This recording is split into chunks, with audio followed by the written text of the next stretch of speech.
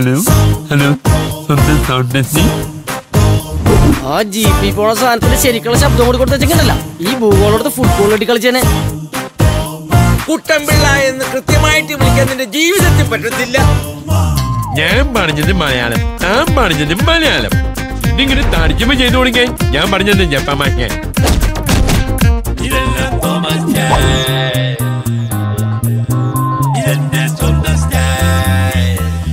ശത്രു ആരാന്നല്ലേ താൻ ചോദിച്ചേ? എന്നാ കേട്ടോ, ഞാൻ തന്നെയാ തന്റെ ശത്രു.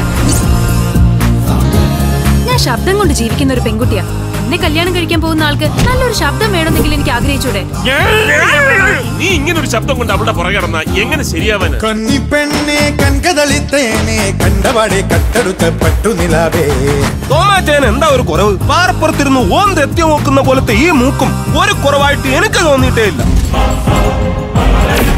എന്റെ എല്ലാ പ്രതീക്ഷകളും തകർത്തിട്ട് ക്ഷമ ചോദിക്കാൻ വന്നിരിക്കുന്നടാ നായെ. എന്റെ പൊന്നോ, ഞാൻ കലക്കി.